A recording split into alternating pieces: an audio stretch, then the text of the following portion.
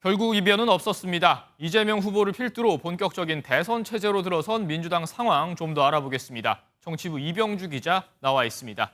네, 이 기자, 이재명 후보가 역대급 경선 지지율을 달성하면서 동시에 호남에서도 인정을 받은 모습입니다. 네, 최종 득표율 89.77%였습니다. 민주당 역대 대선 경선 최고 지지율인 김대중 전 대통령은 물론 1987년 직선제 이후 가장 높았던 박근혜 전 대통령 경선 득표율을 뛰어넘었습니다. 네. 앞선 기사에서 전해드린 것처럼 호남에서도 이재명 후보를 몰아줬는데 견제론이 있던 이전과는 사뭇 달라진 분위기입니다.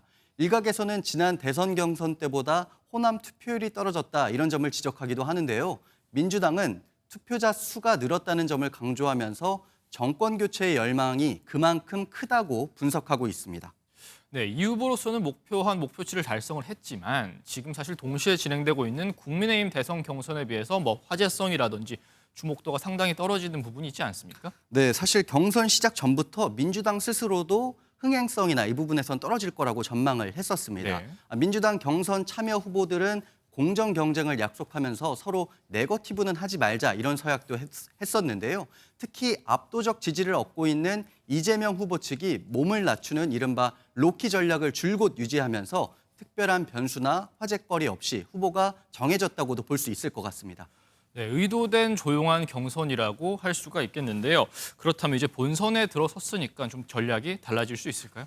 저희가 이제 민주당을 취재해 보면 지금까지 진행됐던 그 기조를 유지하는 데 힘을 쏟을 것으로 보입니다. 네. 즉 정치적 공방이나 상대 후보에 대한 네거티브보다는 경제와 민생을 살리겠다 이런 메시지를 부각한다는 계획입니다. 민주당 지도부는 핵심 관계자는 MBN에 현재는 12.3 비상계엄으로 인해 망가진 경제를 살리는 게 가장 중요한 과제라면서요. 관련 대책을 내는데 주력하겠다 이런 설명을 했습니다.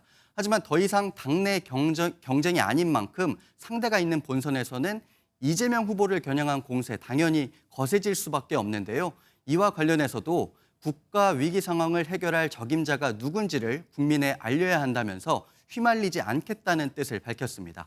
네, 사실 이재명 후보 하면 꾸준히 거론됐던 게 이 비호감도 문제입니다. 그 외에도 본선 과정에서 풀어야 할 과제가 있다면 어떤 게 있을까요? 당연한 이야기인데 본선에선 외연 확장에 주력을 해야 하잖아요. 네. 최근 행보에서 보여왔던 실용주의를 내걸고 중도층 공략에 사활을 걸 것으로 보입니다.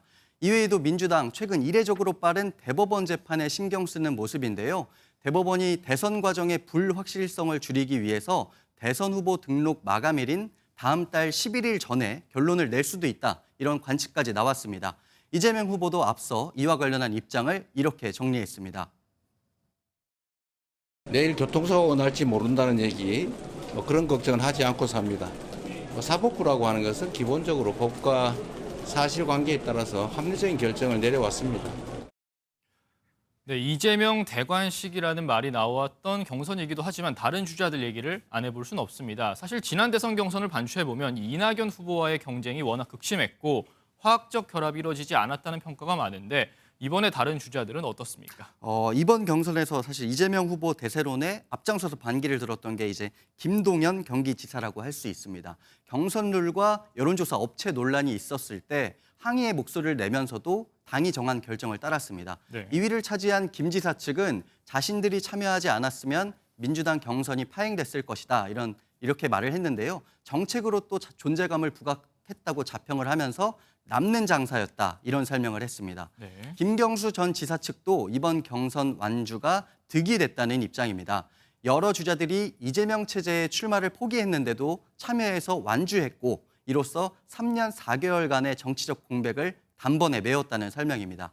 김 전 지사는 이번 경선에서 메가시티, 분권형 개헌 등 일관된 공약 계속 믿는 모습이었는데요.